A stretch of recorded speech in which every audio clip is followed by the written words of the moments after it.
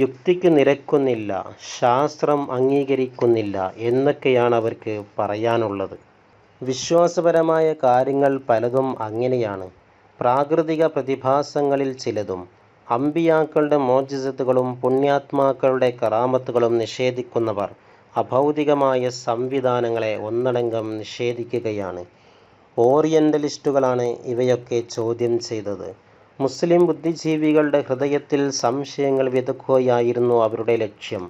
യേശു യഹോവയാകുന്ന പിതാവിൻ്റെ മകനാണെന്നും കല്ലറയിൽ നിന്ന് ഉയർത്തെഴുന്നേറ്റുവെന്നും അദ്ദേഹം ദൈവമാണെന്നുമുള്ള അന്ധവിശ്വാസം മൂഢമായി അംഗീകരിച്ച് അനുബന്ധ പുരാണങ്ങൾ അപ്പടി അണ്ണാക്ക് തൊടാതെ വിഴുങ്ങുന്ന ക്രിസ്ത്യാനികളാണ് ഓറിയന്റലിസ്റ്റുകളിൽ അധികവും.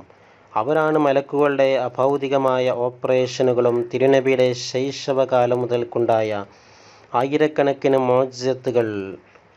മോജിസത്തുകളും യുക്തിക്ക് ഹിതമാകാത്തതുകൊണ്ട് നിഷേധിക്കുന്നത്. ഇസ്ലാമിനെ തകർക്കാൻ വേണ്ടി അറബിയും ഇസ്ലാമും പഠിച്ചവർ അവരുടെ ലക്ഷ്യത്തിലേക്ക് വഴിനടക്കുന്നു. ഇതിൽ അത്ഭുതപ്പെടാനില്ല. പക്ഷേ ഹൈക്കലിനെപ്പോലുള്ള ആധുനിക മുസ്ലിം എഴുത്തുകാരും ചില സലഫികളും അവരുടെ ചുവടൊപ്പിച്ച് നീങ്ങുന്ന മറ്റു ചിലരും ഓറിയന്റലിസ്റ്റുകളുടെ പാത തന്നെ പിന്തുടരുന്നതിൽ അത്ഭുതം തോന്നുന്നു. ഇതും തിരുനബിയുടെ മറ്റൊരു മോജിസത്താണ്. ചാണിന് ചാണായും പാദത്തിന് പാദമായും മുഴത്തിന് മുഴമായും ജൂത സയനിസ്റ്റുകളെ അനുധാവനം ചെയ്യുന്നവർ, ജൂതർ ഇറങ്ങിച്ചെല്ലുന്ന ഒളിക്കുന്ന മാളത്തിലെല്ലാം ഇറങ്ങിച്ചെല്ലുന്നവർ മുസ്ലിങ്ങളിലുണ്ടാകുമെന്ന് തിരുനബി മുന്നറിയിപ്പ് നൽകിയിട്ടുണ്ട്. നബിയെ കൊച്ചാക്കാനും തിരുനബിയുടെ മാതാപിതാക്കന്മാരെ കാഫിറാക്കാനും തുനിയുന്നവരത്രേ അവർ.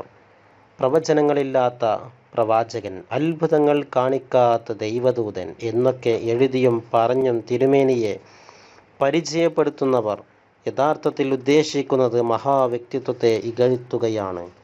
പൊന്നുമോനെക്കുറിച്ച് ഹലീമയുടെ വിവരണങ്ങൾ വല്ലാത്ത ആഹ്ലാദമാണ് നൽകിയത്. അഭിമാനബോധം. ഹലീമക്ക് കുട്ടിയെ വിട്ടുപിരിയാൻ മനസ്സില്ല. പക്ഷേ ഇനി എന്തൊക്കെയാണ് സംഭവിക്കുക എന്നറിയാത്തത് കൊണ്ട് അവരുടെ ഹൃദയം ഭയക്കുകയായിരുന്നു. ആമിന ബീവി കൊച്ചുമോനെ എടുത്ത് മാറോട് ചേർത്തു ചുടുചുംബനങ്ങൾ അർപ്പിച്ചു. ആമിന പറഞ്ഞു, അത് മലക്കുകളായിരിക്കാം. എൻ്റെ മോൻ ലോകത്തിൻ്റെ വെളിച്ചമാണ്, വിശ്വമാനവികതയുടെ വിമോചകനാണ്. തീർച്ചയായും ഇനിയും ഒരുപാട് അത്ഭുതങ്ങൾ നടക്കാനിരിക്കുന്നു.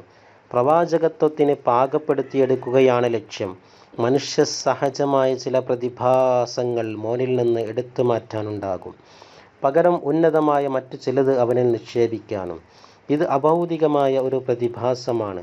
മോനൊരു അപകടവും വരില്ല. പിശാചുക്കൾ, ഭൂതങ്ങൾ ഇവയൊന്നും എൻ്റെ മോനെ സ്പർശിക്കുകയില്ല, ആമിന തറപ്പിച്ചു പറഞ്ഞു. ഹലീമയുടെ ആശങ്ക പക്ഷേ അതുകൊണ്ടൊന്നും തീർന്നില്ല. അവർ കുട്ടിയെ ആമിനയ്ക്ക് തിരിച്ചേൽപ്പിച്ചു. സന്തോഷപൂർവ്വം യാത്ര പറഞ്ഞു.